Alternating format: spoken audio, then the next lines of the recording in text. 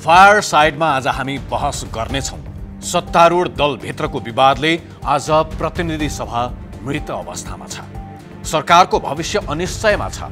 संविधान सभाबाट संविधान जारी भएसँगै स्थिरतातर्फ गएको भनिएको राजनीति के फेरि अस्थिरताको पुरानै दलदलमा फसेको हो?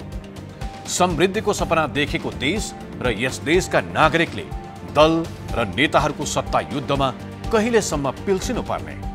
जनप्रतिनिधिमूलक सर्वोच्च संस्था प्रतिनिधि सभालाई आफ्नै पार्टीको सुविधाको बहुमत सहितको सरकार चलाइरहेका प्रधानमन्त्रीले हठात विघटन गरिदिए।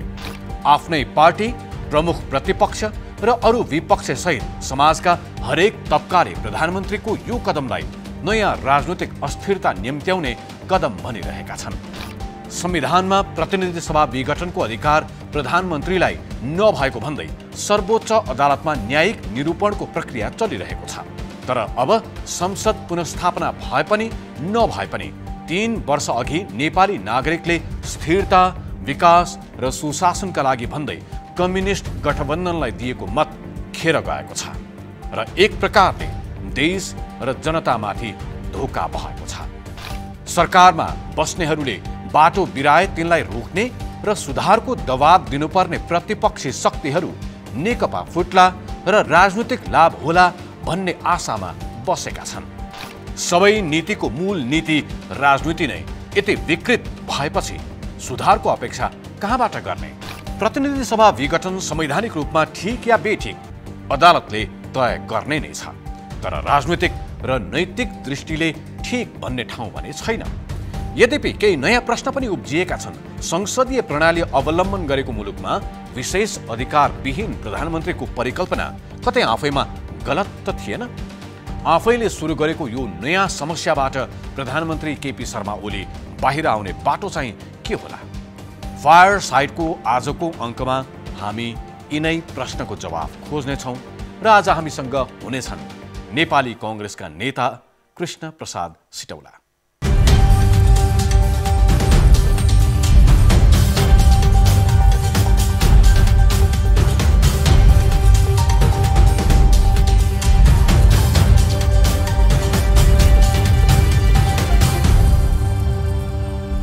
शान्ति प्रक्रिया र अहिलेको राजनीतिक परिवर्तनमा नेतृत्वदायी भूमिका खेलेका कांग्रेस पूर्व महामन्त्री सिटौला यो संविधान जारी गर्दा संविधान मस्यौदा समितिका सभापति थिए।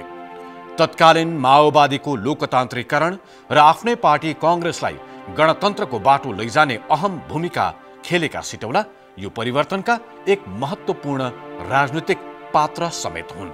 सिटौलाजी, स्वागत छ फायर साइडमा। धन्यवाद। भर्खरै कोरोनाबाट तङ्ग्रिनु भएको छ, स्वास्थ्य कस्तो छ? अलि कमजोर छ स्वास्थ्य, तर अब ठिक हुन्छ बिस्तारै।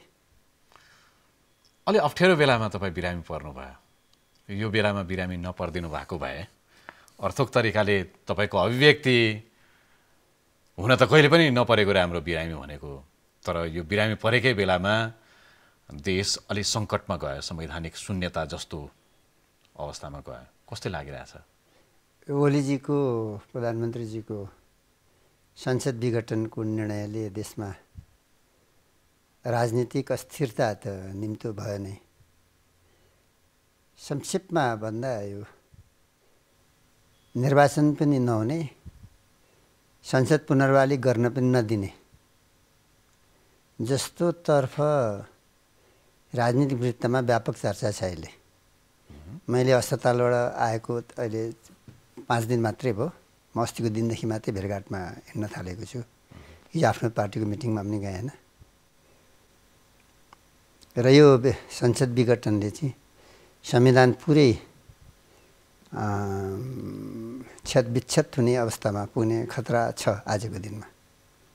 यसलाई रोक्नको लागि अब संविधान निर्माण गर्ने राजनीतिक दलहरूले कति प्रयास गर्छन्, कति जनतामा जान्छन्, यो होइन, जनताको उत्साह कतिको अगाडि बढ्न सक्छ त्यसमा निर्भर गर्छ। अब तपाईँले सुरुमै एउटा जोखिमपूर्ण कुराको उठान गर्नुभयो, संसद पुनर्स्थापना पनि नहुने र निर्वाचन पनि नहुने। संसद विघटनको विषय यो आफैमा अदालतमा विचाराधीन छ, तर तपाईले जुन संकेत गर्नुभयो त्यसका आधारहरू के हुन् अलिकति व्याख्या गर्न सक्नुहुन्छ? नेपालको राजनीतिमा आजका दिनमा राज्य सत्ताको प्रचुर प्रभाव छ। राज्य सञ्चालकहरूले राज्यका सबै अङ्गहरूमाथि आफ्नो प्रभावलाई एकदम प्रचुर ढङ्गले विकसित गरेका छन्। मेरो मूल्याङ्कन हो। कम्युनिस्ट पार्टीको ओलीजीको नेतृत्वमा जुन सरकार बन्यो त्यसको 3 वर्षको मेरो मूल्याङ्कनै के छ त भन्नाले राष्ट्रको हितमा जनताको हितमा उल्लेख्य केही काम गर्न सकेको छैन। जनतालाई खुसी हुने, जनता प्रसन्न हुने खालको कुनै गतिविधि, कुनै नीति, कुनै कार्यक्रम आउन सकेको छैन। यो कोभिड-19 को सङ्क्रमणको महामारीको बेलामा यसको नियन्त्रण र व्यवस्थापनमा जनताको पक्षमा कुनै काम गर्न सकेको छैन। ठ्याक्कै कोभिड-19 को सङ्क्रमणको महामारीमा गरिब जनता परेका छन्। सरकारी अस्पतालमा कुनै उपचारको व्यवस्था छैन। निजी क्षेत्रका अस्पतालमा गएर उपचार गर्न सक्ने गरिब जनताको कुनै औकात छैन। बाटबाटै घरैमा मृत्यु पर्खेर बसेको अवस्था हो गरिब जनताहरूको। यस्तो परिस्थितिमा एउटा राजनीतिक सङ्कट यो विघटनले निम्तो गर्यो। यस्तो निम्तो गर्यो कि सर्वत्र चर्चा छ र मेरो पनि एउटा आकलन हो। यो प्रधानमन्त्रीजीले यो 4 महिनामा निर्वाचन गर्नका लागि यो संसद विघटन गर्नुभयो जस्तो मलाई लाग्दैन। अनि संसद पुनर्वाली गर्न नदिनेतर्फ जसरी प्रधानमन्त्री र मन्त्रीजीहरू बोलेर हिँड्दै गरेका छन्, अदालतमा मुद्दा विचाराधीन भयो, प्रवेश गर्यो, तर स्वयं प्रधानमन्त्री र मन्त्रीहरू भन्दै हिँडेका छन् संसद पुनर्वाली हुँदैन। उहाँहरू अदालतका न्यायाधीशहरूलाई अत्यन्त ठुलो प्रभावमा पार्न खोजिरहेको त देखिरहेको छ नि, पुरा सार्वजनिक रूपमा आएको छ। प्रधानमन्त्री मन्त्रीहरू भन्दैछन् कि यो संसद पुनर्वाली हुन्छ भन्ने कुरो हास्यास्पद हो भनेर भन्दैछन्। यति पनि मर्यादामा बस्न सकेनन् राज्य सञ्चालकहरू, प्रधानमन्त्री मन्त्रीजीहरू कि यो मुद्दा अब अदालतमा प्रवेश गरेर न्यायाधीशहरूले यसको व्याख्या गर्छन्, हामी धैर्यता गरौँ भनेर नि भन्न सकेका छैनन्। त्यसकारण मलाई के लाग्छ भनेदेखि फेरि एकपटक एउटा राजनीतिक अस्थिरता, राजनीतिक दुर्घटनातर्फ विकसित हुने खतरा बढेको छ। त्यसलाई रोक्नका लागि अब राजनीतिक दलहरू जनताको माझमा गएर जनतामा कसरी एउटा नयाँ जागरुकता निर्माण गर्न सक्छन् संविधानको पक्षमा, संविधानको संरक्षणका लागि सङ्घीय लोकतान्त्रिक गणतन्त्रात्मक संसदीय शासन व्यवस्था जुन बहुलवादमा आधारित छ, हाम्रो शासकीय स्वरूप यही हो अहिलेको संविधानको, यसको रक्षाका लागि अब संविधान निर्माताहरूले जनताको प्रतिनिधिको हैसियतले काम गर्न सक्नुपर्छ जनताकै माझमा गएर। त्यही हो मैले बुझेको। सिटोलाजी, तपाईँले अलिकति गम्भीर प्रश्न उठाउनु भयो। के नेपालको न्यायालय भनेको त्यति कमजोर भइसकेको छ? कुनै बेला नारायण हिटीसँग नडराएको, नझुकेको न्यायालय जसले दरबारले खडा गरेको शाही आयोग खारेज गर्ने हिम्मत गर्यो, त्यो अहिले प्रधानमन्त्री केपी शर्मा ओलीले भने मुताबिक चल्ने, बालबाटारको प्रभावमा रहने र बालबाटारले चाहे अनुसारको फैसला गर्ने, त्यति कमजोर छ हाम्रो न्यायालय?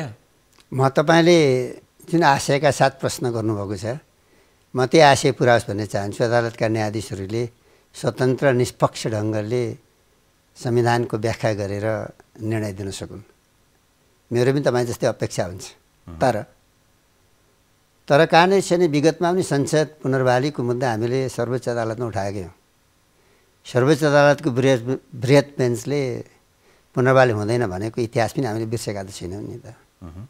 म तपाईँलाई एउटा के कुरा इतिहासको घटनातर्फ तपाईँलाई म सम्झाउन चाहन्छु भने तपाईँ मार्फत, कृपया। पहिले 47 सालको संविधानपछि संविधान त प्रधानमन्त्रीलाई, बहुमतको प्रधानमन्त्रीलाई संसद विघटन गर्ने अधिकार दिएको थियो।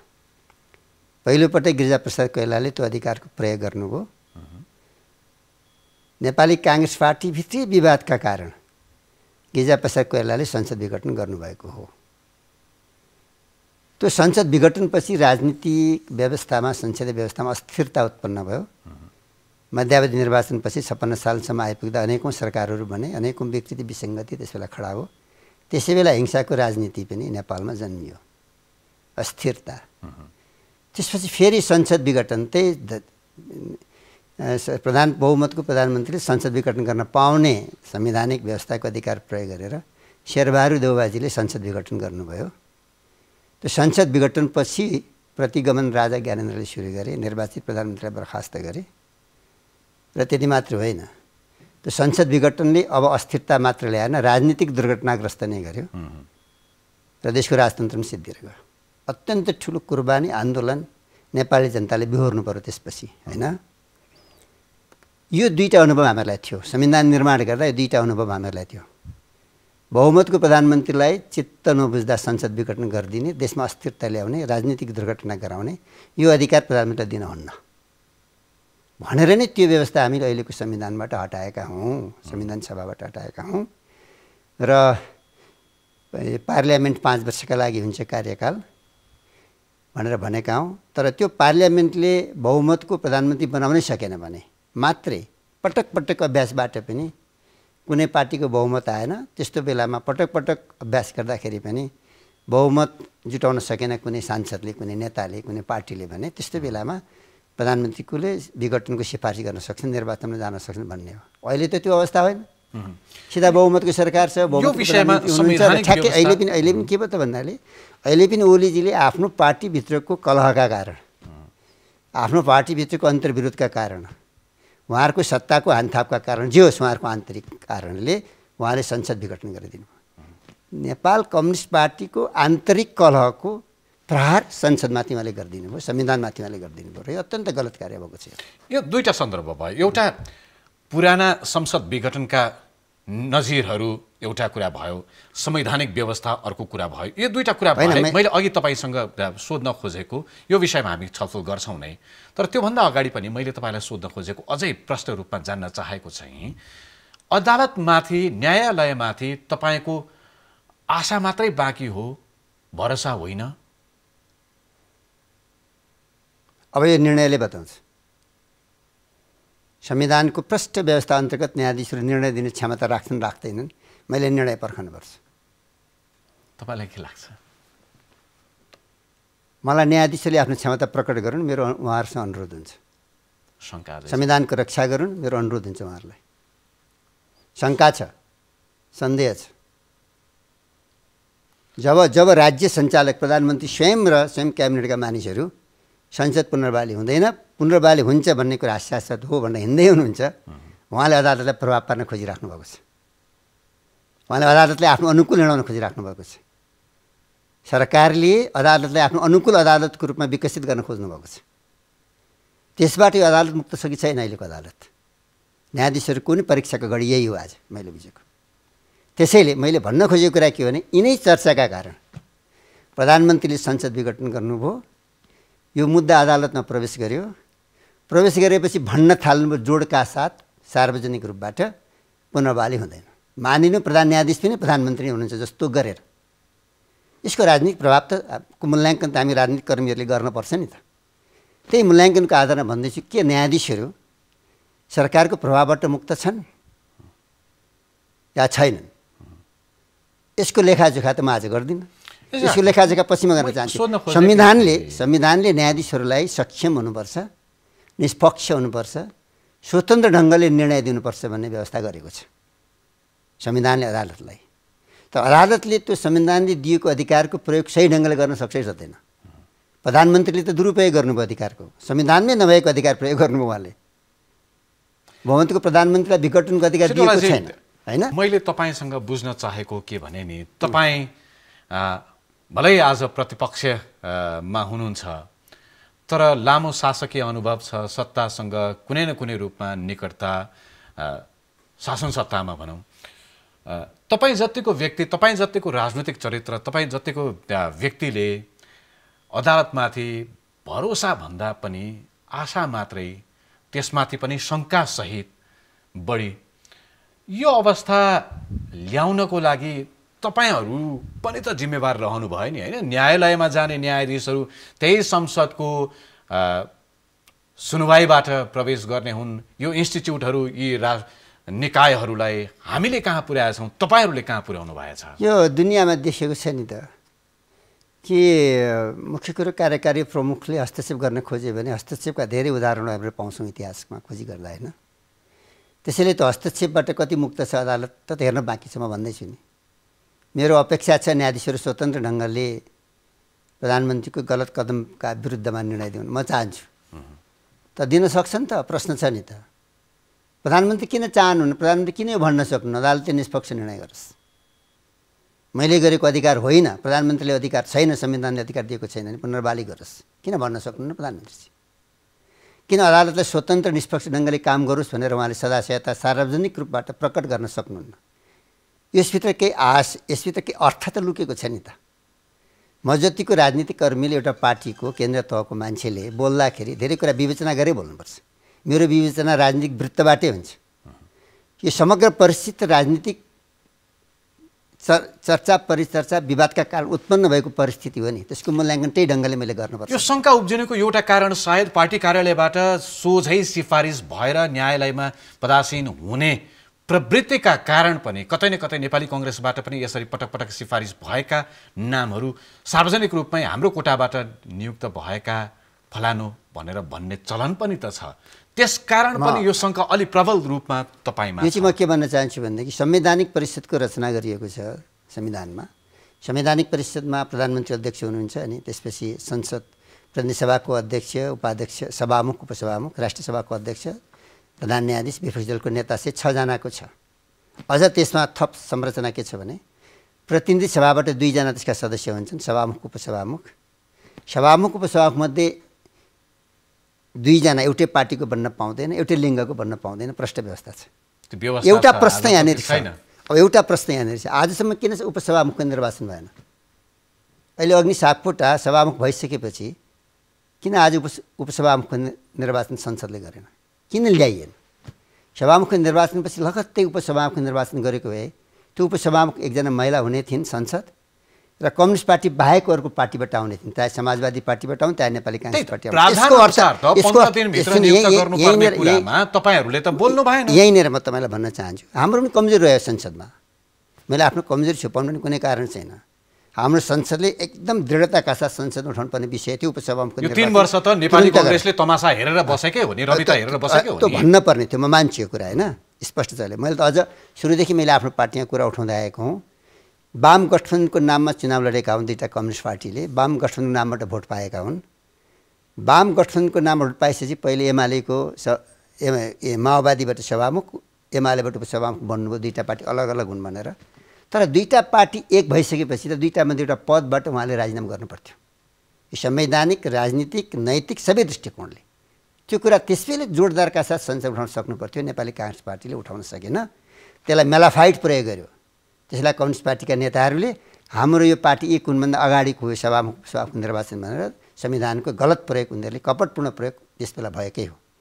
तर कम्तीमा यताका दिनमा आएर अग्नि सापकोटा 2टा पार्टी एक भएर अग्नि सापकोटा सभामुख भइसकेपछि त उपसभामुखको निर्वाचन तत्काल गर्नुपर्थ्यो। उपसभामुख यस कारणले महत्त्वपूर्ण पद हो कि त्यो उपसभामुख मात्र होइन, त्यो संवैधानिक परिषदको सदस्य पनि थियो। त्यो कम्तीमा संवैधानिक परिषदमा एउटा फरक पार्टीको मान्छे रहन्थ्यो, एकजना महिला रहन्थिन् त्यहाँ आजको दिनमा होइन। त्यो शून्य अवस्थामा छ आजको दिनमा। त्यसैले म के भन्छु भने संवैधानिक परिषद जसले राज्यका सबै अङ्गहरूको नियुक्ति गर्दछ, नियुक्ति गर्ने सिफारिस गर्दछ अनि सुनवाईमा पुग्दछन्, त्यो संवैधानिक परिषदले ठिक ढङ्गले काम गर्न सकेन। यसको जिम्मेवारी पनि त त्यसको अध्यक्ष प्रधानमन्त्री नै हुनुहुन्छ नि त। किन प्रधानमन्त्रीले 3 वर्षसम्म संवैधानिक आयोगहरूलाई पूर्णता दिन सक्नु भएन? 3 वर्षसम्म संविधान आयोगलाई किन रिक्त राखेर बस्नुभयो उहाँले अहिलेसम्म? र अहिले अचानक के कारण हो? तपाईले प्रधानमन्त्रीलाई दोष देखाइरहँदाखेरि उहाँको जिम्मेवारी हो भनेर भनिरहँदाखेरि नेपाली कङ्ग्रेसका सभापति शेरबहादुर देउवा लगायत पार्टी पङ्क्ति जसले भाग लिएर भाग आउला भनेर आशा गरेर बसिराख्ने, नियुक्ति माग्ने, यी चाहिँ नेपाली कङ्ग्रेस आफै, नेपाली कङ्ग्रेसका सभापति आफै, नेपाली कङ्ग्रेसको नेतृत्व आफै चाहिँ गङ्गाजलले नुहाएको हो त? होइन, म त्यसरी भन्न चाहेको छैन। मैले भन्न चाहेको कि संवैधानिक परिषदले गर्ने नियुक्ति भागभण्डाको आधारमा गर्ने नै होइन। संवैधानिक परिषदले गर्ने नियुक्ति सम्बन्धित निकायमा को योग्यता र क्षमताको आधारमा गरिने नियुक्ति हो। त्यसको एउटा रोस्टर बनाएर त्यसबाट छनौट गर्नुपर्ने प्रक्रिया हो। मैले बुझेकै हो। संवैधानिक परिषद भनेको सिङ्गो राज्य व्यवस्था त्यहाँ रहन्छ, सिङ्गो राज्य व्यवस्थाका नेताहरू त्यहाँ रहने त्यो संस्था हो। त्यो 6 जनाको होइन, त्यहाँ सरकार छ, सिङ्गो संसद छ, त्यहाँ न्यायपालिका छ। उहाँहरूले संवैधानिक परिषदको बैठकबाट अन्य संवैधानिक निकायमा नियुक्ति गर्दाखेरि त्यसको योग्यता क्षमतालाई कदर गरेर मूल्याङ्कन गर्ने नियुक्ति गर्नुपर्ने व्यवस्था हो। त्यो कुनै पार्टीको भागभण्डा नियुक्ति गर्ने व्यवस्था नै होइन। त्यसैले भागभण्डाको जब प्रश्न उठ्छ म भन्छु भागभण्डा गर्ने ठाउँ होइन त्यो।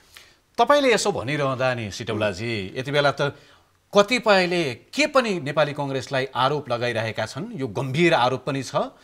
संसद विघटनको यो प्रकरणमा प्रधानमन्त्रीलाई सरकारलाई कतै न कतै नेपाली कांग्रेसका तर्फबाट पनि सिम्पैथी छ वा आड भरोसा छ, शुभेच्छा छ भन्ने आरोप पनि नेपाली कांग्रेसलाई लागिरहेको छ। त्यसकारण पनि नेपाली कांग्रेस सडकमा आउन डराइराखेको छ। के कुरामा शुभेच्छा भन्नुभएको? संसद विघटनमा नेपाली कांग्रेसको प्रधानमन्त्रीलाई कुनै न कुनै हिसाबले साथ छ। त्यसो भयो भने नेपाली नेकपा फुट्छ, सरकारमा छिटो आउन पाइन्छ अनि चुनाव जित्न पाइन्छ भन्ने लोभ नेपाली कांग्रेसमा छ भन्ने आरोप त छ नि। मलाई के लाग्छ भने मेरो आफ्नो मूल्याङ्कनमा कतिपय नबुझ्ने, सामान्य ढङ्गले सोच्ने, सतही ढङ्गले सोच्ने कतिपय साथीहरूमा यो छ भने उहाँहरूको जिम्मेदारी हो। म के भन्नु छैन मेरो यसबारेमा, होइन। तर मेरो प्रष्ट आफ्नो मूल्याङ्कन छ, नेपाली कांग्रेस पार्टीले प्रधानमन्त्रीजीको निर्णयलाई अलोकतान्त्रिक, गैर संवैधानिक भनेर निर्णय गरिसकेको छ र यसको विरुद्ध हामी जनतामा जान्छौँ भनेर कार्यक्रमहरू दिइसकेको छ। हिजै मात्रै हाम्रो केन्द्रीय कार्य समितिको बैठकले सङ्घर्षको कुनै विकल्प छैन, आन्दोलनको कुनै विकल्प छैन भनेर हामीले निर्णय गरिसकेका छौँ सर्वसम्मत रूपबाट। कुनै पार्टीको कुनै नेता, कुनै व्यक्ति विशेषमा अन्तरमा केही लुकेको छ भने उहाँहरूले जान्ने कुरा हो।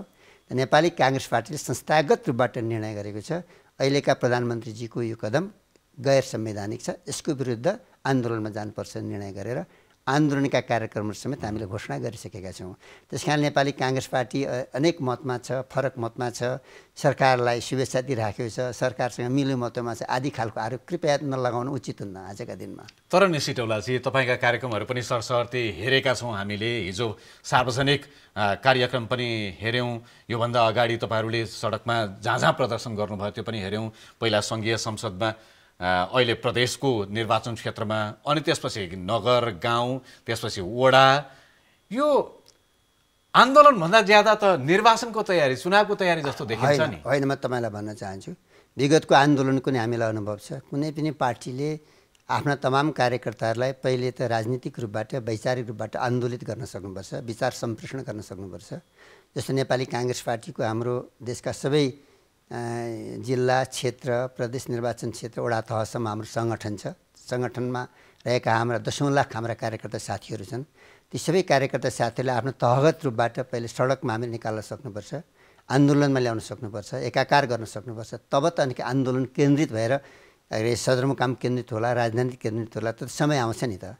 विगतको पनि त हाम्रो आन्दोलनको लामो एउटा अनुभव छ नि। त्यो अनुभवकै आधारमा अहिले पहिलोपटक त हरेक पार्टीले आफ्ना जनस्तर तहमा रहेका सम्पूर्ण कार्यकर्ताहरूलाई आन्दोलनमा, सडकमा ल्याएर आउन सक्नुपर्छ। त्यसैले कतिपय मानिसले भन्दाखेरि किन यो जिल्लामुखी कार्यक्रम गरेको हो, किन यो क्षेत्रमुखी गरेको हो, किन यो गाउँमुखी गरेको हो, किन वडामुखी गरेको भन्छ, नबुझ्नेहरूको विश्लेषण हो।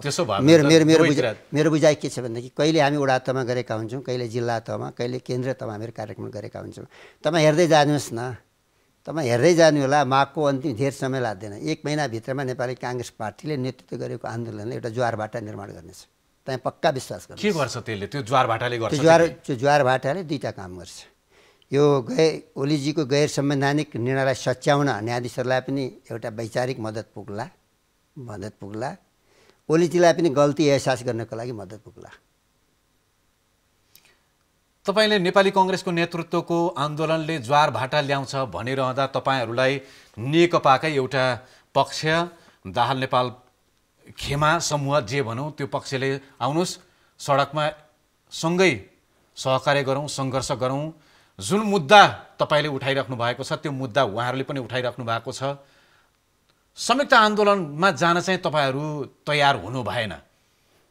म तपाईँलाई यसो भन्न चाहन्छु नि, यो वास्तवमा अहिले संसद विघटनको मूल कारण त नेपाल कम्युनिस्ट पार्टी हो। कम्युनिस्ट पार्टीको आन्तरिक कलहको जिम्मेदार छ। त्यो कलहको व्यवस्थापन गर्न सक्दा प्रधानमन्त्रीजीको सनकको निर्णय हो, उहाँको अहङ्कारको निर्णय हो। यो मैले आफ्नै पार्टीभित्र बदलावको भावना राखेर गर्नुभएको निर्णय हो। म प्रष्टताका साथ मैले लागेको कुरा भन्न चाहन्छु। यो परिस्थितिमा आज हामीहरू उहाँको आन्तरिक कलहमा दुईवटा पार्टी रहेको बेलामा कुनै पार्टीसँग जोडिएर अहिले हामी हिँड्न चाहँदैनौँ। नेपाली कांग्रेस पार्टीको आफ्नै सिद्धान्त, आफ्नै नीति, आफ्नै कार्यक्रम, आफ्नै पृष्ठभूमि, आफ्नै इतिहास, आफ्नै सङ्घर्षको एउटा इतिहास छ। हामी त्यसै पृष्ठभूमिमा अगाडि बढ्न चाहन्छौँ। अगाडि बढ्दै जाँदाखेरि जो सडकको आउँछन् बिस्तारै जोडिँदै जान्छन्। विगतका हामीलाई 46 सालको आन्दोलनको पनि अनुभव छ, 62-63 को आन्दोलनको पनि हामीलाई अनुभव छ। आन्दोलन सञ्चालक अहिलेसम्म हामीहरू नै छँदैछौँ अहिलेसम्म। त्यस कारणले मलाई के लाग्दछ भनेदेखि सैद्धान्तिक रूपबाट नीतिगत रूपबाट जो एक ठाउँ आइपुग्दछन् तिनीहरू बिस्तारै बिस्तारै आन्दोलनमा जोडिँदै जान्छन् पनि। तर नेपाली काङ्ग्रेस पार्टीले आजका दिनमा गर्ने कार्यक्रम आफ्नो पार्टीभित्र पार्टीका कार्यकर्तालाई परिचालित गर्ने र जनताको माझमा पुग्ने रूपमा केन्द्रित रहेको छ। पहिलो यो चरणको कार्यक्रम त सफलतापूर्वक सम्पन्न गरौँ, त्यसपछि नेपाली काङ्ग्रेस पार्टीले कसरी नेतृत्व गर्न सक्छ भोलिका दिनमा भन्ने कुरा तपाईँले हेर्नुहोला नि। तपाईँले यो व्याख्या गरिरहँदाखेरि एउटा चिज प्रबल रूपमा सम्झनामा आयो। तपाईँ गृहमन्त्री हुनुहुन्थ्यो कुनै समयमा, नाइट भिजन हेलिकप्टर चढेर तत्कालीन विद्रोही, त्यति बेला सरकारले नै घोषणा गरेको आतङ्कवादी भनेर घोषणा गरेको थियो, तिनै नेताहरूलाई, ती विद्रोही नेताहरूलाई वार्ता गराउनका लागि भनेर गृहमन्त्रीको गाडीमा चढाएर तपाईँ र तपाईँहरूले नै बालुवाटार छिराउनु भयो। आज कुनै पनि कम्युनिस्टसँग मिल्नु हुँदैन भनेर जोरदार रूपमा नेपाली कङ्ग्रेसभित्र मात्र होइन बाहिर पनि यो आवाज सुनिन्छ। काङ्ग्रेसमा कम्युनिस्टप्रति यति धेरै वितृष्णा पैदा हुनुको कारण के? नेपाली काङ्ग्रेसमा कम्युनिस्ट पार्टीहरूसँग त्यस्तो वितृष्णा पैदा भएको आजको निष्कर्ष होइन। तर निष्कर्ष चाहिँ के हो भने नेपाली काङ्ग्रेस पार्टीले आजको परिस्थितिको मूल्याङ्कन गरेर अहिलेको आन्दोलन नेपाली काङ्ग्रेस पार्टीले आफ्नो नेतृत्वमा गर्नुपर्छ भन्ने हाम्रो निर्णय हो। हाम्रो वितृष्णा कसैका प्रति होइन, हाम्रो तृष्णा जनताका प्रति चाहिँ हो। हाम्रो तृष्णा जनताको अधिकारका प्रति हो, यो संविधानका प्रति हो। वितृष्णा त कसैका प्रति हाम्रो होइन नि। तर हामी परिस्थितिको मूल्याङ्कन गर्दै हामीले अगाडि जानुपर्छ। त्यसको अर्थ यो संसद विघटनको जुन प्रकरण छ यसमा प्रधानमन्त्री केपी शर्मा ओली जति जिम्मेवार हुनुहुन्छ त्यति नै जिम्मेवार दाहाल नेपाल लगायतका अरू नेताहरू र त्यस अन्तर्गतका अरू कार्यकर्ताहरू पनि। उहाँहरूको पार्टीको आन्तरिक कलहको जिम्मेदारीको भाग अंश उहाँहरूलाई कति लाग्छ उहाँहरूले मूल्याङ्कन गर्ने कुरा हो एक। दोस्रो कुरो संसद विघटनको त मूल जिम्मेवारी प्रधानमन्त्रीजी माथि मात्रै छ। जसले विघटन गर्यो जिम्मेदारी उहाँमाथि मात्रै हुन्छ, अरूमाथि हुँदैन। म अलिकति पुरानो सन्दर्भतर्फ जाउँ। उहाँले आफ्नो पार्टीको व्यवस्थापन गर्न नसक्नु अनि त्यसको प्रहार चाहिँ संसदमाथि गर्नु त एकदम अत्यन्त ठुलो गल्ती हो नि।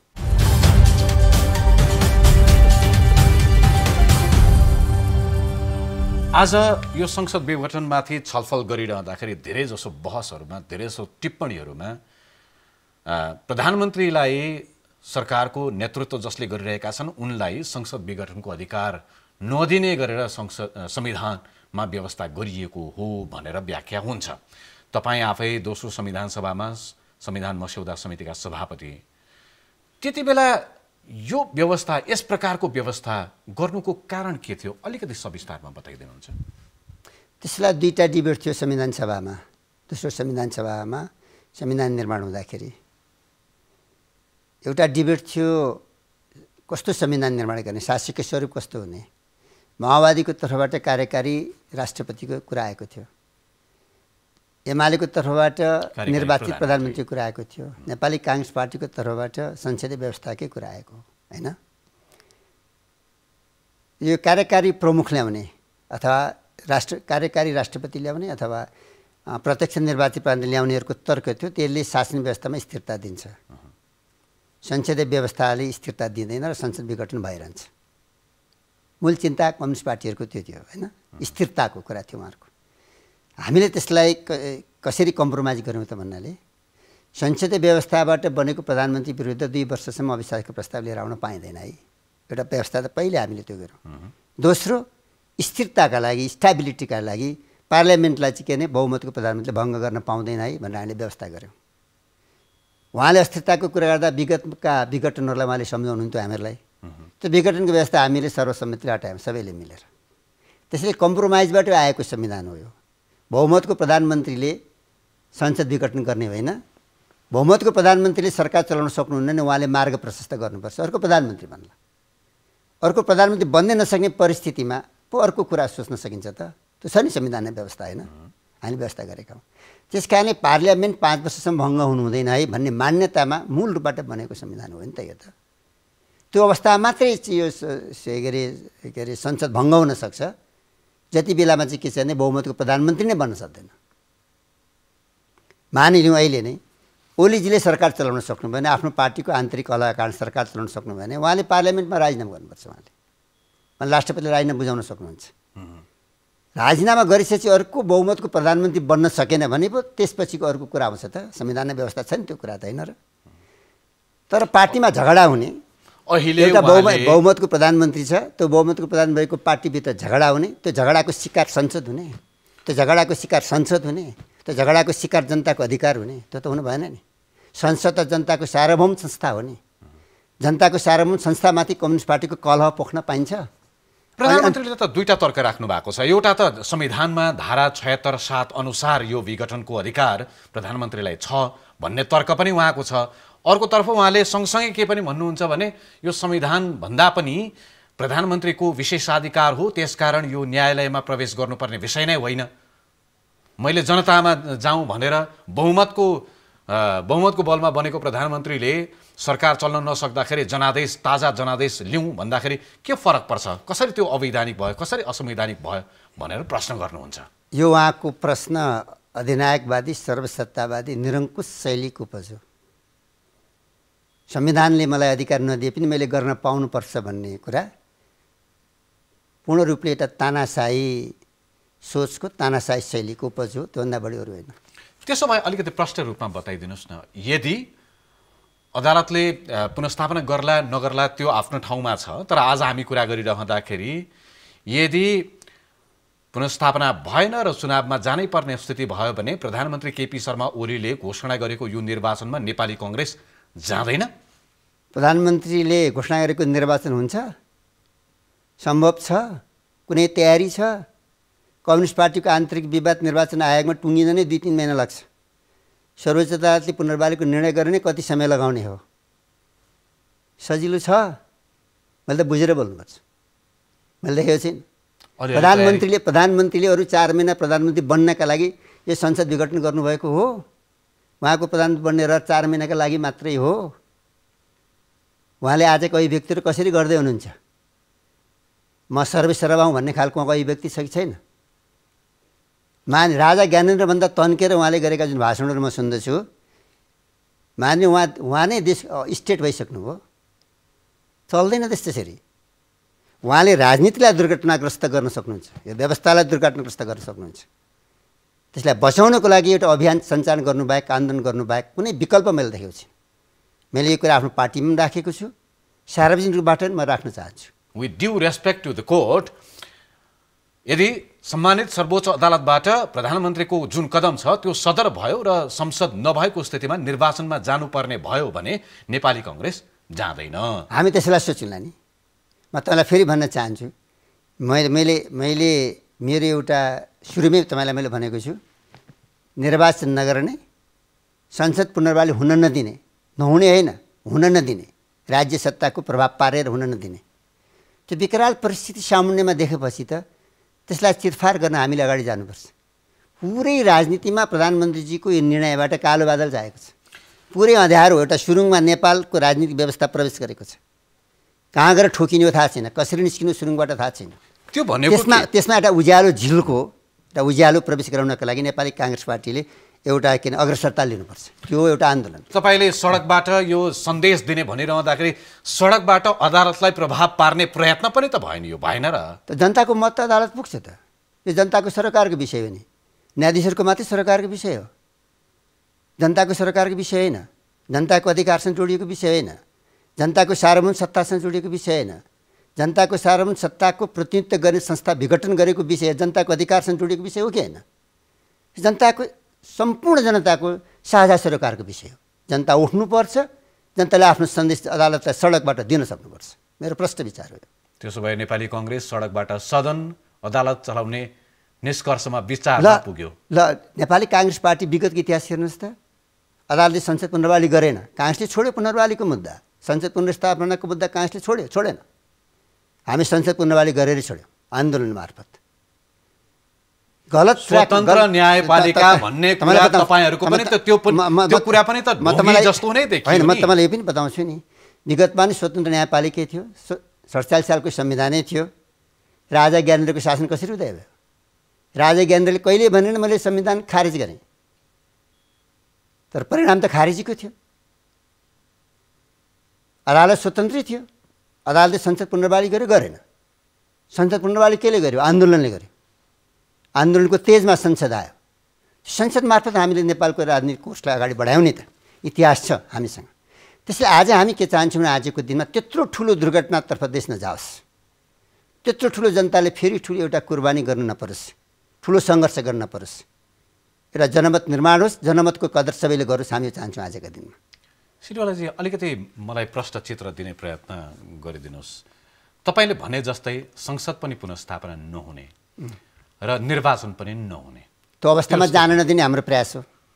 वैशाख पछिको दृश्य, तपाईँले भनेको त्यो दुर्घटनाको चित्र कस्तो हो? सम्भव भएसम्म त्यो दुर्घटनातर्फ देशलाई जान नदिने हाम्रो अधिकतम प्रयास रहन्छ। त्यसैले हामी आज जनमत निर्माण गर्ने अभियानमा लागेका छौँ। तपाईँले प्रयास गरिरहँदाखेरि क्यालेन्डरको पानाहरू त पल्टिराख्छ, समय छ, समय छ। हामीसँग अझै पनि वैशाख आउन धेरै समय छ। वैशाख पुग्नु पर्दैन, फागुन वसान्तसम्म नै पर्याप्त हुन्छ हामीलाई समय। राजनैतिक परिदृश्य यस्तो भयो कि अब तपाईँहरू वैशाखमा के हुन्छ भन्ने स्थिति आकलन गर्न पनि तपाईँ जतिको राजनीतिक कर्मीलाई कठिन भयो। कठिन त छ। मैले भने त देशको राजनीतिक व्यवस्थामाथि प्रहार भएको बेलामा, सुरुङभित्र व्यवस्था नै अँध्यारो सुरुङमा छिरेको बेलामा समस्या त हुन्छ नि। आकलनका भरमा धेरै कुरा बोल्नु पनि त उपयुक्त होइन नि। जे कुरा पनि तथ्यमा आधारित गरेर बोल्न सक्नुपर्छ नि। आफ्नो सामर्थ्यका आधारमा त कुरा बोल्ने हो हामीले। तपाईँ यति प्रष्ट रूपमा बोलिराख्नु भएको छ। तपाईँका सभापति शेरबहादुर देउवा भने अदालतमा विचाराधीन विषयमा हामीले बोल्नु आवश्यक छैन, अदालतले जे फैसला गर्छ हामी त्यो मान्न तयार छौँ भनेर। म सभापतिको पनि प्रतिरक्षा गर्दै बोल्छु है। सभापतिले बोल्दाखेरि प्रधानमन्त्रीको निर्णय असंवैधानिक छ, अलोकतान्त्रिक छ भन्नु। असंवैधानिक निर्णय छ, अदालतलाई चाहिँ त्यसलाई सदर गरेर भनेको हो र? अलोकतान्त्रिक छ भनेको लोकतन्त्रमाथि सरकारले अतिक्रमण गर्यो भनेको होइन र? पहिलो बैठकबाटै सभापतिकै नेतृत्वमा बसेको बैठकले निर्णय गरेको छ प्रधानमन्त्रीको संसद विघटन गर्ने निर्णय असंवैधानिक छ, अलोकतान्त्रिक छ। त्यति भन्दा भन्दै केन्द्रीय समितिले सडक सङ्घर्षका कार्यक्रम गर्नको लागि कति दिन लगायो गर्नुहोस् त? होइन, दिएको छ। सुरुदेखि कार्यक्रम दियो, अलिक फरक प्रकृतिको थियो, अहिले अलिक फरक प्रकृतिको हो होइन। कार्यक्रम त बन्दै गएको छ नि त, विचार विमर्श त हुन्छ नि त पार्टीभित्र, छलफल। फेरि एकचोटि बचाउ गरिदिनुहोस् सभापतिज्यूको। के सभापतिज्यू पुनर्स्थापना हुन्छ भन्ने विश्वासमा हो? हिजो बोल्दा त्यस्तै कुराहरू हुन्छ, पुनर्स्थापना हुन सक्छ। के भन्नुभयो? नेपाली काङ्ग्रेसले प्रधानमन्त्रीजीको निर्णयलाई गैर संवैधानिक छ, संविधान विपरीत छ भन्नुको अर्थ के हो? अदालतलाई के भनेको छ काङ्ग्रेसले? सदर गरेर भनेको, बदर गरेर भनेको होइन र? अलोकतान्त्रिक छ है यो प्रधानमन्त्रीको निर्णय भनेको, यसलाई कायम राख है भनेको हो। एउटा लोकतन्त्रमाथि अतिक्रमण हो। एउटा राजनीतिक दलको सभापति जस्तो व्यक्तिले दिएको स्टेटमेन्टलाई त्यति सपाट ढङ्गले बुझ्ने मूर्ख जनता पनि त नहोलान् नि। यहाँनिर मैले बुझेको के छ भने बाहिर पब्लिकमा बोल्दाखेरि नेताहरूको आफ्नो प्रस्तुतिको शैली त आफ्नो आफ्नो हुन्छ होइन। त्यो प्रस्तुतिबाट कहीँ गडबडी भएको होला, त्यसमा प्रवेश गर्न चाहन्न। तर नेपाली काङ्ग्रेस पार्टीले संस्थागत के निर्णय गरेको छ? यिनै सभापतिको अध्यक्षतामा बसेको बैठकले के निर्णय गरेको छ? सैद्धान्तिक निर्णय के गर्यो, नीतिगत निर्णय के गर्यो, कार्यक्रम के थियो? सैद्धान्तिक निर्णय गर्यो प्रधानमन्त्रीको निर्णय गलत छ, संविधान विपरीत छ। प्रधानमन्त्रीको निर्णय लोकतन्त्र विपरीत छ, लोकतन्त्रमाथि अतिक्रमण भएको छ। त्यति मात्रै अझ हिजोको निर्णयबाट अझ सुन्नुहोस् न, अझ हिजोको निर्णयबाट त यी प्रधानमन्त्री ओली सरकारको 3 वर्षको कार्यकाल राष्ट्रहित र जनताको हित विपरीत छ निर्णय गरेको छ। यहाँभन्दा ठुलो आरोप के हुन्छ प्रधानमन्त्रीमाथि? त्यो निर्णय गर्नलाई पार्टीभित्र केन्द्रीय समितिमा कतै दबाब तपाईँहरूले झेल्नु पर्यो, त्यो एउटा कुरा छँदैछ। सँगसँगै सभापतिज्यूको बचाउ त तपाईँ गर्नु नै हुन्छ। महामन्त्रीज्यू चुनाव भोलि नै हो जस्तो गरेर भोट माग्दै हुनुहुन्छ, त्यसमा चाहिँ तपाईँको बचाउ कसरी हुन्छ? उहाँको सामान्य नजर होला, स्थितिलाई अलिक राम्ररी उहाँले हिजो उहाँ पनि त बैठक आउनुहुन्थ्यो त। अहिले नेपाली काङ्ग्रेसका महामन्त्री सामान्य नजरले तपाईँलाई फेरि एउटा कुरा के भन्न चाहन्छु भने राजनीतिक सङ्कटको बेलामा विचारमा अनेक मतहरू प्रवेश गर्छन्, ठिक बेठिक अनेक मत प्रवेश गर्छन्। कोही एकदमै हाई आउला, उच्च आउला, कोही मध्य आउला, कोही लो प्रोफाइलमा आउला, त्यो आफ्नो रहन्छ। विगतको राम्रो अनुभव छ नि त। नेपाली काङ्ग्रेस पार्टी गणतन्त्रसम्म पुग्दा नेपाली काङ्ग्रेस पार्टीभित्र कति विचारको उठा बैठा भयो होला होइन र? त्यस्तै आजको दिन पनि राजनीतिक सङ्कटतर्फ उन्मुख देशको जुन राजनीति गयो त्यस बेलामा छलफल हुँदाखेरि त अनेक विचारहरू आउनुलाई हामीले अस्वाभाविक मान्नु हुँदैन। नेपाली काङ्ग्रेस पार्टीभित्र हाम्रो पार्टीको आन्तरिक चरित्र पनि त हो नि, सबैका विचारहरू आओस् अनि एउटा निष्कर्ष निकालौँ। तर जब निष्कर्ष निस्किन्छ त्यो त पार्टीको संस्थागत निर्णय हो नि। ठिक छ, संस्थागत निर्णय गरिरहँदाखेरि तपाईँका पार्टीका जिम्मेवार नेतृत्वमा तहमा रहेका नेताहरू जनतालाई किन कन्फ्युज गर्छन् यसरी? ढङ्ग पुगेन होला, धेरै यसलाई किन विश्लेषण गर्नु पर्यो? यसलाई धेरै किन टिप्पणी गर्नु पर्यो मैले? अहिले कहाँ ढङ्ग पुग्दैन नि त। तपाईँले जस्तै सोध्यो, सुन्नुहोस् तपाईँलाई भन्छु नि, तपाईँले अहिले मलाई सोधे जस्तै सोध्यो होला कसैले निर्वाचनमा भाग लिने कि नलिने, निर्वाचनमा भाग लिने भन्ने होला कसैले, कुनै ठुलो कुरा भएन नि। निर्वाचनमा के गर्छ काङ्ग्रेस? भाग लिन्छ, सिम्पल कुरा हो नि। तर निर्वाचन हुने सम्भावना छैन त, कुरा त यो पो त गाँठी त। 3 वर्ष अगाडि निर्वाचनमा गइरहँदाखेरि वाम गठबन्धनका नाममा दुईटा पार्टी एकातिर, तपाईँहरू एकातिर, अरू दलहरू एकातिर, दुईटा वाम गठबन्धन निर्वाचन विजयपछि एक हुँदाखेरि जसरी तपाईँहरूलाई चिन्ता भएको थियो अब सरकारमा कहिले आइन्छ होला भनेर, आज नेकपा दुई चिरा पर्दाखेरि नेपाली काङ्ग्रेसका नेताहरूको त हड्डी हाँस्या होला है। मलाई त के लागेको छ भने, म स्पष्ट भन्न चाहन्छु, यो संविधान जारी भएपछिको निर्वाचनबाट बनेको पहिलो सरकार हो ओलीजीको सरकार, करिब 2 तिहाई नजिकको सरकार हो। यो सरकारले संविधानभित्रबाट संविधानलाई सुदृढ गर्दै जनताको हितमा, राष्ट्रको हितमा काम गर्न सकोस् र सफलता हासिल गरोस् भन्ने एकदमै नेपाली काङ्ग्रेस पार्टीका हाम्रा सबै साथीहरूको चाहना थियो। सायद त्यसैले 3 वर्षसम्म, गएको 3 वर्षसम्म नेपाली काङ्ग्रेस पार्टीले सरकारलाई अप्ठ्यारो पर्ने खालको, कठिनाइ पर्ने खालको कुनै अवरोधका कार्यक्रमहरू पनि वास्तवमा काङ्ग्रेस पार्टीले गरेन। यो कुरा अत्यन्त ठुलो सदासहायता, यो पहिलो संविधान बमोजिमको पहिलो निर्वाचित सरकार हो, यसलाई दिनुपर्छ भने सदासहायता हामीले दिएकै हो।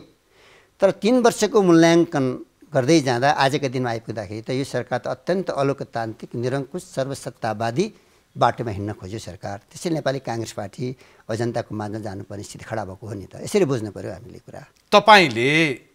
तपाईँहरूले नै गरेको 12 बुँदे समझदारीको बलमा स्थापना भएको यो सङ्घीय लोकतान्त्रिक गणतन्त्रको जग भत्काउने किसिमले प्रधानमन्त्री केपी ओलीबाट संसद विघटनको यो कदम चालिएको हो भनेर विश्लेषण पनि कताकतिबाट हुन थालेको छ।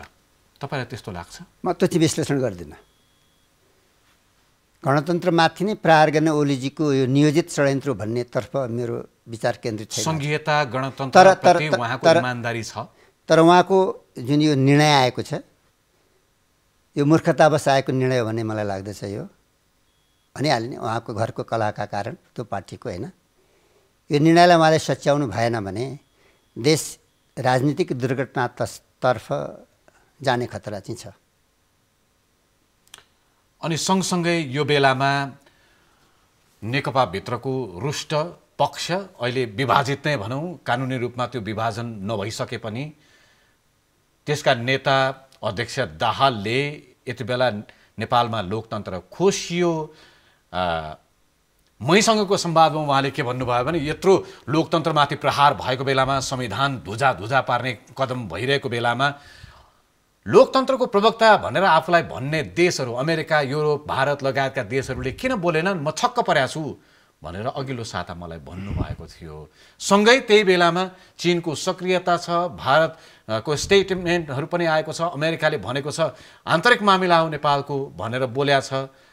अहिले हामी आफै पनि खोजिरहेका छौँ कि विदेशीले हामीलाई मिलाइदियोस् भनेर, के उनीहरूको निज स्वार्थका लागि उनीहरूको सक्रियता यत्तिकै बढ्या हो, हाम्रो निमन्त्रणा हो वा उनीहरूको चाहना हो?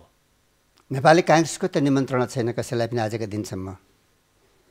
यो संसद विघटनपछि चीनको एउटा टोली आयो, आउँदै राष्ट्रपतिलाई भेट्न गयो, त्यसपछि प्रधानमन्त्रीलाई भेट्न गयो, त्यसपछि कम्युनिस्ट पार्टीका पूर्व प्रधानमन्त्रीजीहरूलाई भेट्न गयो।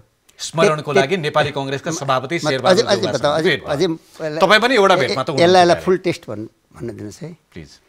अनि त्यसपछि बेजिङमा एउटा पत्रकार सम्मेलन भयो चीन सरकारका प्रवक्ताको। त्यहाँ एकजना पत्रकारले प्रश्न गरे, नेपालमा संसद विघटन भएको छ, यसै बेलामा तपाईँको एउटा टोली नेपाल भ्रमण गएको छ, किन हो भनेर प्रश्न गरे।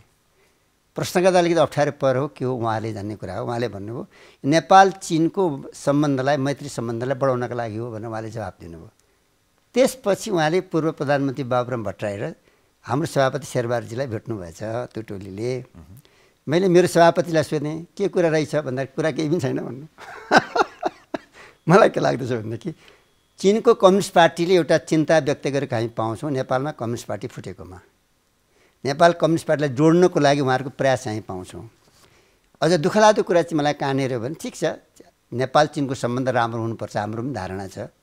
नेपालको विकास निर्माणमा चीनको सहयोग हुनुपर्छ, हाम्रो पनि इच्छा छ नेपाली काङ्ग्रेस पार्टीको। हामी नेपाल चीन सम्बन्ध बिग्रोस् हामी चाहँदैनौँ, अझ राम्ररी विकसित हामी चाहन्छौँ। तर नेपालको राजनीतिक पद्धतिमा चीनको राजनीतिक प्रभाव हामी चाहँदैनौँ।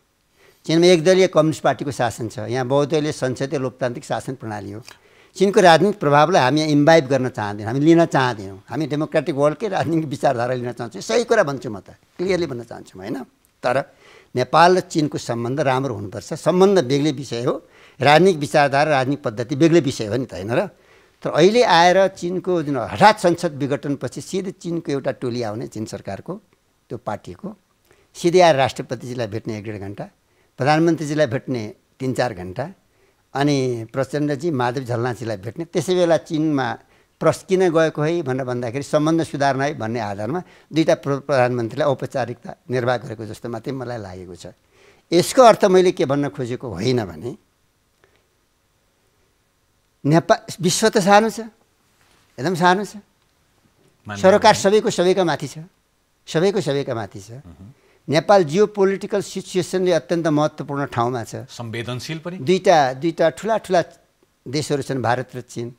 अमेरिकाको नजर पनि राम्रै होला नेपालमा, युरोपको नजर पनि राम्रै होला नेपालमा। एउटा कुरा चाहिँ म तपाईँलाई सम्झाउन चाहन्छु, तपाईँ मार्फत है। तपाईँलाई के सम्झाउनु, तपाईँ त मभन्दा सम्झिने मान्छे हुनुहुन्छ होइन। कुरा के हो भनेदेखि डेमोक्रेटिक कन्ट्रीहरूले डेमोक्रेटिक मुभमेन्ट सञ्चालन गर्दा डेमोक्रेटिक वर्ल्डको समर्थन खोज्छन्। हामीले नेपाली काङ्ग्रेस पार्टी हामी प्रतिबन्धित नै थियौँ, तर हामी अफ्रिकामा नेल्सन मण्डेलाले चलाएको आन्दोलनलाई हामीले समर्थन गरेका बेला वक्तव्य दिइरहन्थ्यौँ। एङ सान सुचीले बर्मामा चलाएको मानवाधिकारको लोकतन्त्रको आन्दोलनलाई नै हामीहरू समर्थन दिइरहन्थ्यौँ। हामी पनि नेपाली काङ्ग्रेस पार्टी पनि चाहे 7 सालको क्रान्तिमा होस्, चाहे 46 सालको आन्दोलनमा होस्, चाहे 62-63 को आन्दोलनमा होस्, संसारभरि डेमोक्रेटिक वर्ल्डको हामी नैतिक समर्थन जुटाउन हामी चाहन्थ्यौँ। यथार्थ कुरा तपाईँलाई भन्न चाहन्छु होइन। हामी हस्तक्षेप चाहँदैनौँ, हामी उनीहरूको प्रभाव चाहँदैनौँ, तर हामी के चाहन्छौँ, समर्थन त चाहन्छौँ नि त। डेमोक्रेटिक कन्ट्रीले, डेमोक्रेटिक सिस्टम भएका मुलुकले डेमोक्रेटिक कन्ट्रीहरूको राजनीतिक विचारधारा कस्तो छ भनेर खोजिन्छ। हामी चीनको राजनीतिक व्यवस्था कस्तो छ है भनेर त्यसलाई हामी आमन्त्रण गर्न चाहँदैनौँ। हामी तर भारतमा कस्तो छ, युरोपमा कस्तो छ, अमेरिकामा कस्तो छ, डेमोक्रेटिक कन्ट्रीमा कस्तो छ, के भिन्नता छ, कस्तो तरिकाबाट डेमोक्रेटिक सिस्टम अगाडि जाँदाखेरि देशले प्रगति गर्दो रहेछ, समृद्धि हासिल गर्दो रहेछ, देश स्वतन्त्र रहँदो रहेछ, सार्वभौम रहँदो रहेछ भन्ने कुरा हामी सिक्न पनि त चाहन्छौँ नि। त्यो यथार्थ कुरा हो नि त। जस्तो नेपालको न्यायपालिका अघि धेरै चर्चा भयो। न्यायपालिका स्वतन्त्र निष्पक्ष रहनुपर्छ भन्ने हाम्रो मान्यता हो। यो त डेमोक्रेटिक वर्ल्डको मान्यता हो नि त, यो कम्युनिस्ट कन्ट्रीको मान्यता त होइन नि त, होइन र। त्यो एउटा पक्ष आफ्नो ठाउँमा छ। ह्युमन राइट्स हुनुपर्छ भन्ने कुरा डेमोक्रेटिक देशहरूको मान्यता हो नि, कम्युनिस्ट कन्ट्रीको मान्यता होइन नि त। पूर्ण प्रेस स्वतन्त्रता भन्ने कुरा कम्युनिस्ट कन्ट्रीको होइन नि। यसको अर्थ के, नेपाली कङ्ग्रेसले पनि कताकति यी लोकतान्त्रिक भनिएका देशहरूबाट कुनै न कुनै प्रकारको शुभेच्छा आओस् भन्ने अपेक्षा राखिराखेको हो? यो सदैव थियो, अहिले पनि छ। शुभेच्छा त सदैव थियो, शुभेच्छा त सधैँ रहन्छ। शुभेच्छा चाहन्छ नि त। नेपालले चीनको पनि शुभेच्छा चाहन्छ विकास निर्माणमा, राजनीतिक शुभेच्छा चाहन्छ डेमोक्रेटिक कन्ट्रीहरूबाट। आजको सिस्टम त्यो हो नेपालको। नेपालको सिस्टम डेमोक्रेटिक सिस्टम हो। डेमोक्रेटिक सिस्टम भएको कन्ट्रीले डेमोक्रेटिक कन्ट्रीहरूको चाहिँ किन राजनीतिक शुभकामना त चाहन्छ, स्वाभाविक हो। तर अर्कोपट्टि तपाईँले अघि उल्लेख गर्नुभएको राजनीतिक विचारधाराका आधारमा भनेको मैले कुरा, सम्बन्धका आधारमा होइन। अर्को पक्ष तपाईँले अघि उठाउनु भएको चिनिया प्रमण्डलको कुरा, जुन पात्र यति बेला नेपाल आएका थिए तिनै पात्र नेकपाको एकीकरणभन्दा अगाडि पनि नेपाल आएका थिए, भेटघाटहरू भएको थियो। मान्छेहरू भन्छन् चिनिया सुपर ग्लूले नेकपालाई टाल्न चाहिँ सकेन, जोड्न चाहिँ सकेन है भन्छन्। तपाईँहरूलाई पनि त्यस्तै लाग्छ? नजोडोस् भन्ने पनि लाग्छ? यो राजनीतिक दलहरूलाई जोड्ने, फुटाउने, टुटाउने, जोड्ने काममा कुनै देश पनि नलागोस् मलाई लाग्छ। हाम्रो देशको आन्तरिक समस्या हो, हामी आफैले समाधान गर्न सक्नुपर्छ। पहिला नेपालका राजनीतिक दलहरूको पहिला दक्षिणको सक्रियता हुन्थ्यो, दक्षिणले गर्थ्यो। हामी यहाँका पार्टीहरूको आन्तरिक गतिविधिमा चाहे डेमोक्रेटिक कन्ट्रीहरू हुन् चाहे कम्युनिस्ट कन्ट्रीहरू हुन् कसैको नि हामी चाहिँ आमन्त्रण गर्दैनौँ हामी गर्नु हुँदैन 12 बुँदे सम्झौता दिल्लीमा गर्ने तपाईँले यसो भनेको सम्झौता सुन्दाखेरि मानिसहरूले सुहाउँछ भनेर सोध्लान् एकदमै सुहाउँछ किन सुहाउँछ भने जति बेला प्रचण्डजी बाबुरामजीहरू आतङ्ककारी घोषित हुनुहुन्थ्यो के काठमाडौँमा बसेर सम्झौता गर्न सकिन्थ्यो 12 बुँदे प्रचण्डजीलाई त्यस बेला काठमाडौँ आमन्त्रण गर्नुपर्छ जेल पठाउनु होइन र षड्यन्त्र नेपाली काङ्ग्रेसी शासन क्रान्ति कहाँबाट गरेको राणाकालमा के नेपालमा पार्टी गठन गर्न पाइन्थ्यो कलकत्तामा गएर गर्नु पऱ्यो नि त बनारस पुग्नु पऱ्यो नि त पञ्चायतकालमा राजपरिवारका बारेमा बोल्न सकिन्थ्यो पञ्चायत व्यवस्था विरुद्ध बोल्न सकिन्थ्यो जेल जानु पर्दैन थियो सङ्घर्ष चलाउन अन्डरग्राउन्ड जानु परेन निर्वासित जीवनमा पुग्न परेन जेल भर्न परेन शहीद हुन परेन तपाईँलाई म के भन्न चाहन्छु भने संसारभरिको नै डेमोक्रेटिक मुभमेन्ट तानाशाहहरूको विरुद्धमा निरङ्कुशताको विरुद्धमा जब हुन्छ अनेकौँ ढङ्गका खेलहरू त हुन्छन् नि त अनेकौँ प्रयास हुन्छन् नि त त्यो प्रयास अन्तर्गत 12 बुँदे समझदारी भारतमा भयो उहाँहरू नेपाल आउन सक्नुहुन्न थियो कुनै ठुलो कुरा भएन तपाईसँग संवाद गरिरहँदाखेरि कुनै कारण छैन अवसरका रूपमा पनि लिएको यो प्रश्न तपाईँलाई बारम्बार आइ पनि राख्छ र तपाईँले बारम्बार प्रष्टीकरण दिइराख्नुपर्ने पनि हुनसक्छ आगामी दिनहरूमा पनि दिल्लीमा भएको त्यो 12 बुँदे सम्झौता त्यो ठाउँ छनौट मात्रै थियो वा दिल्लीको सहभागिता समर्थन शुभेच्छा या यसलाई जे शब्द प्रयोग गरौँ समर्थन सहभागिता केही पनि थिएन त्यो 12 बुँदे समझदारी हुँदाको उपस्थित व्यक्तिहरू नै मलाई प्रष्ट थाहा छ एमाले पार्टीबाट माधव नेपाल र केपी ओली हुनुहुन्थ्यो होइन माओवादी पार्टीबाट प्रचण्डजी बाबुरामजी महाराजी हुनुहुन्थ्यो उपस्थित नेपाली काङ्ग्रेसबाट गिरिजाप्रसाद कोइराला म थिएँ शेखर कोइरालाजी गिरिजाबाबुसँगै आउनुभएको थियो उपस्थिति त व्यक्तिगत रूपमा त्यो डकुमेन्ट हामीले आफैले तयार पारेको बारम्बार डिबेट गरेर तर्क गरेर छलफल हामीले आफैले तयार पारेको डकुमेन्ट हो त्यो कसैले भन्ला नेपाली काङ्ग्रेस पार्टी गठन हुँदा उसको विधान त इन्डियामा बसेर लेखेछन् नि त एउटा टेलिभिजन अन्तर्वार्तामा प्रणब मुखर्जीले त्यो 12 बुँदे सम्झौतामा हाम्रो साथ थियो भनेर अल जजिरा टेलिभिजनमा भनेको सम्झना मलाई अहिले भइरहेको छ उहाँहरूको शुभकामना थियो होला म कुन अर्थ भन्न चाहन्छु गुडविल थियो होला सद्भाव हुन्छ नि त म भन्न सक्दिनँ प्रचण्डजीहरूसँग उहाँहरूको के भित्री समझदारी थियो त उहाँहरूको कुरा हो तर त्यो 12 बुँदे समझदारी हुँदाखेरि भारतको प्रभाव थियो भारतको लेखोड थियो भन्ने खालको जुन आरोप आउँछ एकदम गलत मूल्याङ्कन हो त्यो सरासर गलत मूल्याङ्कन हो त्यो अन्तिममा छौँ हामी अहिले हामी जुन प्रसङ्गबाट मैले सुरु गरेँ त्यही प्रसङ्गमा अन्त्य पनि गर्न चाहन्छु संसद विघटनको मुद्दामा छौँ हामी अदालतमा यो विषय विचाराधीन छ सरकार के हुने हो अबको राजनीति कुन मोडमा जाने हो अदालतको फैसला के आउने हो लगायतका अनेकन प्रश्नहरू छन् सँगसँगै जनजीविकाका मुद्दाहरू पनि उत्तिकै प्रबल रूपमा छँदै नै छन् आगामी केही महिनाहरू र त्यस पश्चातको परिदृश्य कस्तो होला अन्तिममा फेरि एकपटक म सोध्छु त्यो दृश्य कस्तो होला र त्यसलाई हामीले सजिलोसँग पार पाउने सामना गर्ने तरिका के होला प्रधानमन्त्री केपी ओलीजीले नेतृत्व गर्नुभएको कम्युनिस्ट पार्टी एक ठाउँ रहन्छ अरू सबै पार्टीहरू र यो संविधानका पक्षधर लोकतन्त्रका पक्षधर सबै नै आन्दोलनरत हुन्छन् सडकमा पुग्छन् र आन्दोलनलाई शान्तिपूर्ण ढङ्गले हामीले व्यवस्थापन दिन सक्नुपर्छ यसलाई कुनै पनि हालतमा मुठभेड र हिंसातर्फ जान दिनु हुँदैन हामीले शान्तिपूर्ण आन्दोलनमा जुन ताकत हुन्छ अरू कुनै पनि आन्दोलनमा त्यस्तो ताकत हुँदैन सशस्त्रमा हिंसामा त ताकत हुँदैन हामीले राम्ररी बुझ्न सक्नुपर्छ हामीले शान्तिपूर्ण ढङ्गले जनताको अधिकारको लागि जनताको माझमा गएर जनतालाई ल्याउने हो उठाउने हो जनमत निर्माण गर्ने हो जागृति ल्याउने हो त्यसैको आधारमा प्रधानमन्त्रीको पनि चेत खोल्न सक्छ न्यायाधीशहरूले पनि परिस्थितिलाई बुझ्न सक्नुहुन्छ हैन हामी त्यो बाटोमा हामीले निरन्तर जानुपर्छ विगतको आन्दोलनको म एउटा स्मरण थोरै गराउन चाहन्छु तपाईँलाई म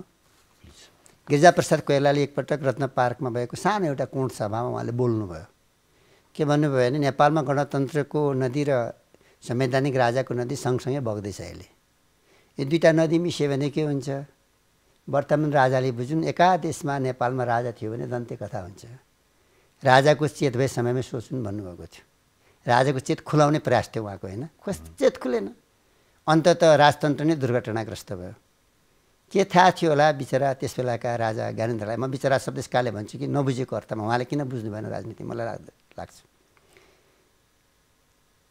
राजालाई त लागेको थियो कि मेरो कदम यस्तो बलियो छ म देशभरि जान्छु यत्रो हजार हजार मान्छे आएका छन् मलाई फुल दिएका छन् माला दिएका छन् स्वागत गरेका छन् झैँ तैँ यस्तो छ भन्ने लाग्दैछ नि त्यस बेला राजा घुमिरहन्थे देशभरि, हजारौँ मान्छे राजालाई भेट्न नै आउँथे, फुल पनि चढाउँथे, दर्शन गर्थे, भेटी चढाउँथे, अनेक थियो नि त होइन। राजा त्यसो लाग्थ्यो। तर त्यसैलाई गिर्जाले सानो एउटा कोण सभा जस्तै थियो रत्न पार्कमा, गिर्जाले चेतावनी दिनुभयो, तर होस् त खुलेन। अन्त त के हो र 12 बुँदे समझदारी हुँदै राजनीति कोष नयाँ ढङ्गले निर्माण भएर गयो, संसद पुनर्वाली भयो आन्दोलनको बलमा।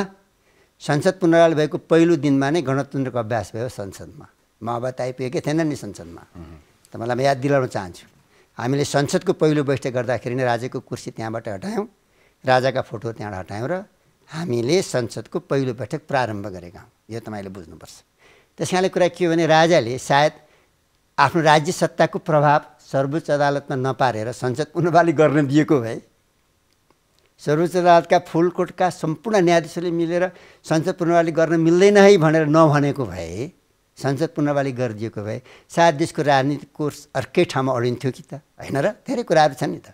तर आजको दिनमा त्यसैले आजको दिनमा म के चाहन्छु भनेदेखि आज हामी त्यस बेलाको आन्दोलनलाई सम्झना गर्ने हो भने जति बेला हामीले संसद पुनर्वालीको मुद्दा उठाएका थियौँ सर्वोच्च अदालतमा, त्यस बेलामा आजको परिस्थिति ठ्याक्कै त्यहीँ रहेछ।